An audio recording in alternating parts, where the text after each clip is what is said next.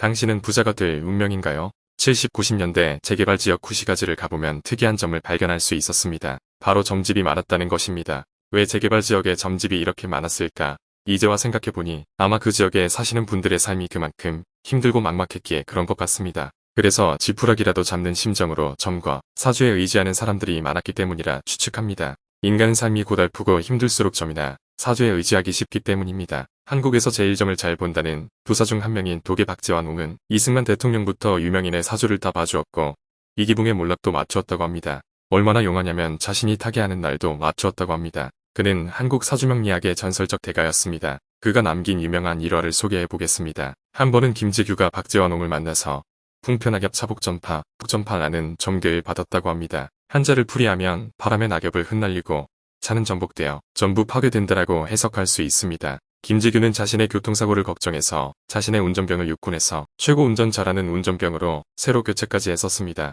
그런데 12.6 사건이 터지고 보니 그 차가 차지철의 차였던 것입니다. 12.12 사태 이후 권력을 잡은 신군부는 박재완옹을 납치하다시피 안가로 모셔서 전두환 부부와 노태우 부부의 사주를 보았다고 합니다.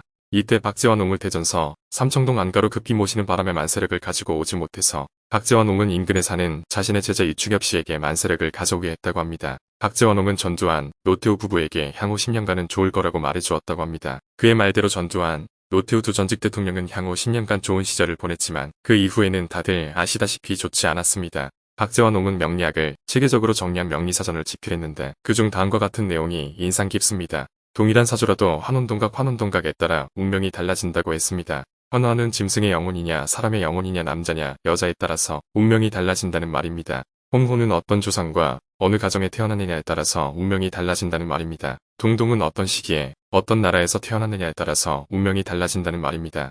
각은 본인의 깨달음에 따라서 운명이 달라진다는 것입니다. 돈을 받고 점을 봐줄 때 특히나 부정적이고 나쁜 점은 절대로 단정적으로 말하면 안 된다고 했습니다. 한국 최고의 역술학 대가인 박재완옹도 타인의 운명에 대해서 부정적으로 단정하여 말하지 말라고 경고하였다는 점이 인상 깊습니다. 박재완옹은 본인의 깨달음에 따라서 타고난 운명도 바꿀 수 있으며 피할 수 없는 단정적인 운명은 없으며 변할 수 있다고 말하였습니다. 독일 박재완옹의 말처럼 미래란 정해져 있지 않고 가변적입니다. 과거에는 똑똑한 사람도 미래는 정해져 있다고 믿기 쉬웠습니다. 프랑스의 수학자 라플라스 피에르 사이먼 라플라스도 미래를 알 수 있다고 생각했습니다. 그는 세상 모든 원자의 위치와 운동량을 정확히 알 수만 있다면 뉴턴의 물리학에 따라서 우주가 앞으로 어떻게 전개될지 알 수 있다고 보았습니다. 그는 세상 모든 원자의 위치와 속도를 다 파악하고 있는 존재를 라플라스의 악마 아시데몬이라고 이름 붙였습니다. 라플라스는 당구장에서 당구공이 움직이듯 잘만 계산하면 앞으로 어떤 일이 벌어질지 다 알 수 있다고 생각했습니다. 라플라스는 또한 미래는 과거와 현재의 연장선상에 놓여있고 미래는 이미 결정되어 있다고 주장했습니다. 현재에도 이렇게 생각하는 분들이 많습니다. 아마도 이런 생각을 가지신 분들이 사주를 보고 점을 치러가는 경우가 많을 것 같습니다. 오늘날 과학이 발달하면서 미래는 정해져 있지 않다는 것이 증명되고 있습니다. 하이젠베르그의 불확정성의 원리가 그 증거입니다. 하이젠베르그는 불확정성의 원리로 노벨 물리학상을 받았습니다. 간단히 그 원리를 말씀드려보자면 양자의 위치와 속도는 동시에 파악할 수 없습니다. 위치를 알면 속도가 불분명해지고 속도를 알면 위치가 불분명해지는데 이렇게 되는 까닭은 관측 장비가 부실해서가 아니고 양자의 원래 속성이 그러하기 때문입니다. 우리는 양자의 위치와 속도를 동시에 정확히 파악할 수 없고 단지 확률적으로만 추측할 수 있습니다. 즉, 확률적으로만 양자의 위치를 추측할 수 있다는 것입니다. 사실 이 내용은 너무 어려워서 노벨상을 탄 수학자 파이만도 양자역학을 제대로 이해한 사람은 아무도 없다고 말할 정도입니다. 천재인 아인슈타인조차도 신은 주사위 놀이를 하지 않는다. 신은 확률 놀이를 하지 않는다. 라면서 죽을 때까지 불확정성의 원리는 말도 안 되는 엉터리라고 주장했습니다. 그러나 지금은 우리 모두가 하이젠베르그의 불확정성의 원리가 맞다는 걸 인정하고 받아들입니다. 물리학의 세계에서 일어나는 불확정성의 원리는 철학에도 깊은 영향을 주었습니다.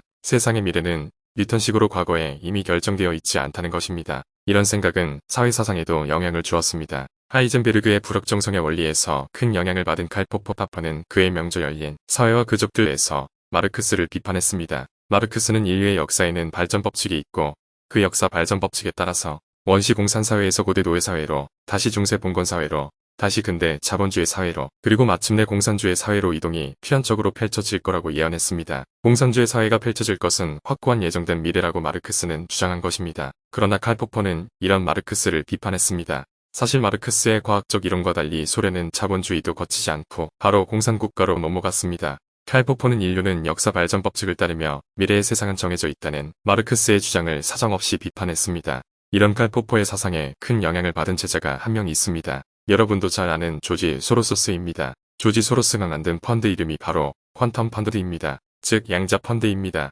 조지 소로스 역시 양자 역학에 큰 영향을 받았습니다. 소로스가 주장하는 재기성이론, 리플렉시티 티오리를 살펴보겠습니다. 주가는 투자자와 별개로 자기 갈 길을 가는 게 아니고 투자자와 상호작용하면서 움직인다는 이론인데, 이것은 관측자와 관찰 대상자가 완전 독립적으로 움직이는 게 아니고 상호영향을 준다는 양자역학의 이론과 똑같습니다.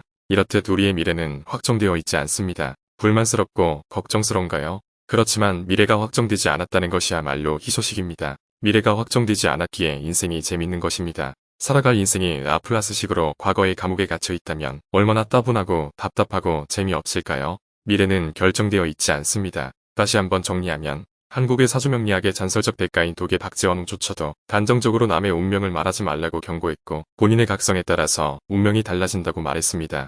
운명은 본인이 하기 나름입니다. 미래는 정해져 있지도 않고 미래를 아는 사람은 없습니다. 부자되는 정해진 운명도 없습니다. 노력하고 또 공부해서 현명한 선택을 할 수 있는 능력을 키운다면 당신도 부자 될 수 있습니다. 사주팔자가 나쁜가요? 걱정하지 마십시오. 대한민국에서만 나와 사주가 같은 사람이 200여 명이나 있습니다. 그들은 모두 똑같은 삶을 살지 않습니다. 쌍둥이조차도 다른 삶을 삽니다. 영국의 철학자 칼 포퍼는 인류의 미래는 닫혀있거나 결정되어 있지 않고 열려있고 우리가 하기 나름이라고 말했습니다. 부자가 되고 싶은가요? 그렇다면 사주팔자를 믿지 말고 당신 본인의 마음가짐과 태도를 믿으십시오. 시청해주셔서 감사합니다.